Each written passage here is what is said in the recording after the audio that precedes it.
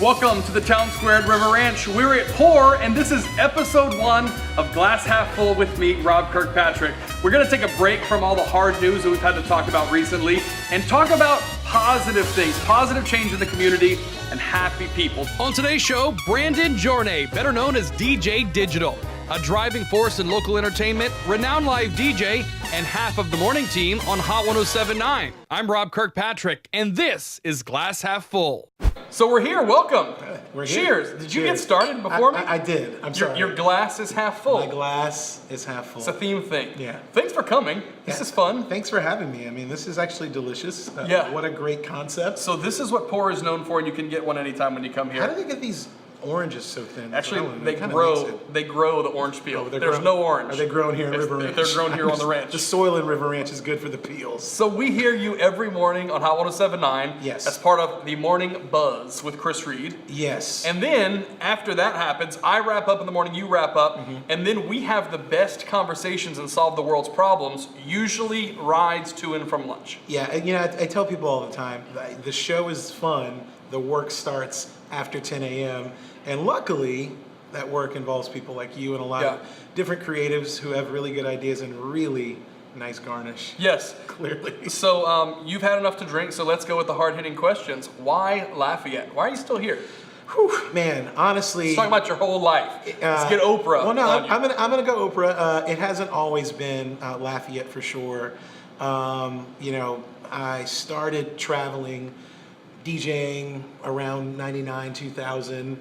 Started traveling around 2001. Ended up saying, hey, this could kind of work out. Let me give it a shot. And traveling, seeing different places. Miami, seeing places like even the West Coast. And you always want to, when you're young, I want to go somewhere where it's cooler. And there was so many different things happening. But I loved home. Something always brought me back home.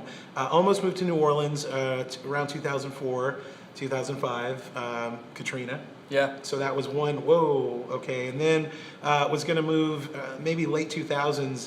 I was doing a lot of gigging, and I think you remember Metro. Yep. I saw you there plenty in New Orleans. Don't tell all the secrets here. It is around that time, I was thinking about it again. And what ended up happening is, all these new opportunities started coming up. Got into a relationship, met a wonderful girl, now my wife. That keeps you here as well. So all these things were telling me, hey, maybe this is the place. And ultimately, once I took a management position, I gave myself 3 years to see if I could make a difference. Things turned out pretty well. Built a house in 2015. I'm not leaving. You're not leaving. You're stuck. But you still travel quite a bit. I do. And the one thing I know about you is you love to absorb other places, and you like to listen to radio stations in other cities. Yes.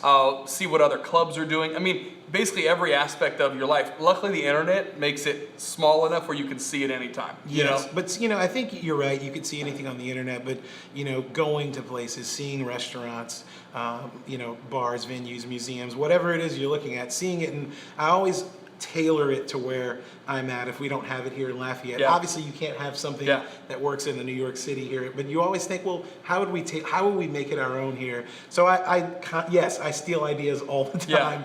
But I always think, man, if you see something you like, I'm never afraid to, how'd you get that? How'd you do that? So yes, I do see a lot of great things, but I also see Lafayette embracing a lot of those new ideas and kind of doing their thing too, so that's exciting. There's an event coming up. It's a silent disco, and we know about the people you work with at Hot 107.9. We know about Jobo. We know about JC and Chris and your night guy. I call him Hollywood. He's just nice. We literally call him the kid. Like we call him the kid because he was the youngest guy. Just the kid. He's the night guy. He's the newest, and that is literally his own air name. So tell me though about another group you're a part of, Clandestine Collective. The Clandestine. Well, it's not so clandestine. I was about to say it's called Clandestine Collective, but everyone knows about it and everyone knows what you're doing. Clandestine's interesting because I've got a group of friends who a lot of us met through mutual friends. Paul Q I've known for a while, great photographer here in Lafayette.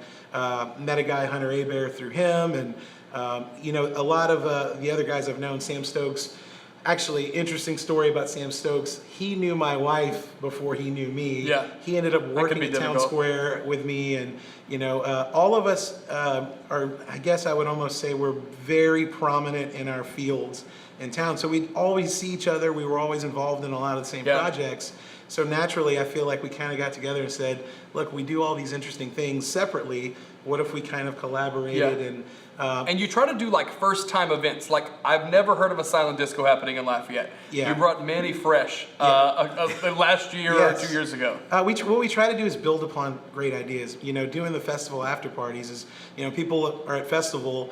What can we do for this crowd that's just so hungry for entertainment, so hungry for, you know, just, you know, a good time, or interesting. We've done things that are parties, we've done things that are screenings, we've done a lot of fundraising, community type projects. And the great thing about all these guys is, you know, I mentioned Burton Duran, great graphic designer, probably the best I've ever met. So basically all this kind of crowd is all together, powers in their own right, but and then all also come together. community minded. Yeah. That's like every one of the guys, I will say, they want to see Lafayette be a better Lafayette. So I think that's kind of the common ground, but we have fun while doing as much as we can for our community as well. Let's talk about being community minded. Okay. So when you look ahead 10 years, I think people love to say, you know what, Lafayette needs this and it would be perfect. P.F. Chang's. Well, I was just getting ready to say we can't get past P.F. Chang's. Dave and Buster's. But we have casinos here. We do. That's what I don't understand. Like if you look 10 years, and maybe not just things, I'm kind of being funny, but when we look down the road, what does Lafayette need to do to be the place people want to stay?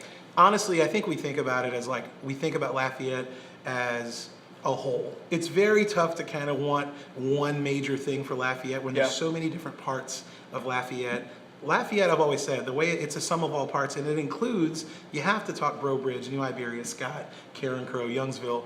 We're literally a hub city, so when you think about making Lafayette better, I think we're seeing it with the development in Youngsville, Louisiana Avenue. It's literally coming up by the day there's something new.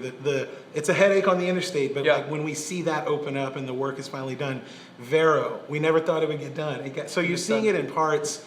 And I really do think, what do we need to do? I think it's happening. We just don't see it because it's not all done in a day.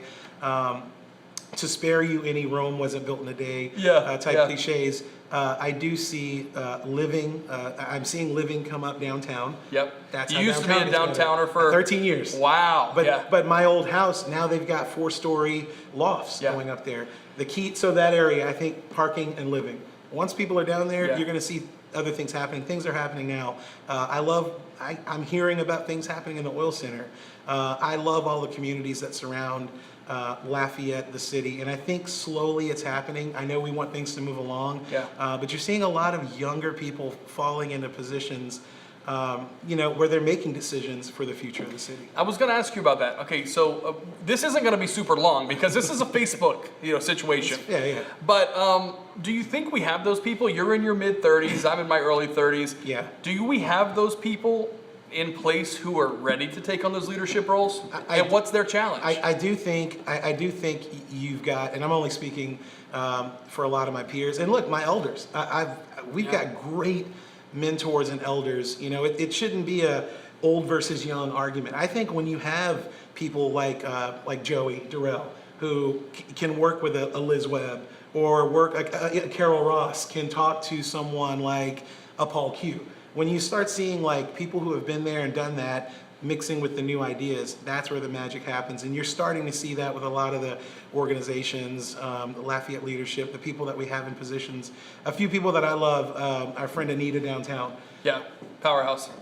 Love her. Yep. First of all, I love females in powerful positions because women somehow get things done way better than we do. I think they can accomplish more at one time. But she's like, it's good energy, and Cool. That's one person I'm naming, but there's tons of different people, even people that are, even more importantly than the leadership, government. I'm talking business owners. Yeah. I mean, our friends like Gus. Every year we're getting a new restaurant. You've got guys like Colin Cormier. You've got a lot of culinary minds. You've got a lot of artistic minds. So I think it's all these people working together, young people, putting their money where their mouth is, and like, hey, we've always said we wanted it. I believe we can complain and want something to come to Lafayette, but if we build it here ourselves, that's where you're seeing some of the best work being done right now. All right, so last question. Yeah. Last sip. Last sip. What makes DJ Digital happy? Oh my God. when the Saints win. Saints, that's a big Saints one. win. Yeah. Man, records. I'm still a crate digger. Any city, even if it's Rain. Rain's got a great record shop. I still love finding and if I can liken everything to the record digging, my entire life is record digging. I like to find new things. And they're all over the place. It's not an act. No. You got a studio at your house and there's thousands of them there. Don't ask my wife about it. Well, thanks for doing this. No, thank you so much for having me. There's happiness all over the place. We just have to find it, you know? You just have to open your eyes Seriously, to it. no, I mean it. Look for it and leave things better than you found them. All right, you can listen to DJ Digital every weekday morning on Hot 107.9 The Morning Buzz. Thanks for coming. I'm going to be done talking. You need to get to work. I need to get to work. Thanks. This is episode 1. There's going to be a ton of episodes more after this. You can find them at kpel965.com. Hey, special thanks to our friends at Pour Here for hosting us. By the way, my new shirt. I didn't want to say anything on camera, man. Well, you're still on camera, but shortandfat.com. And of course, Service Chevrolet Cadillac, who, got a little pretty fun ride to bring to this today. I can't believe they trust you with that Cadillac, but it is what it is. Look around. You don't have to look too far to find people who are positive and people who are happy. We'll keep introducing you to them right here in our community. Glass Half Full with Rob Kirkpatrick. Glass Half Full is brought to you by Pour Restaurant and Bar, Service Chevrolet Cadillac, and shortandfat.com. Watch every episode of Glass Half Full online now at kpel965.com.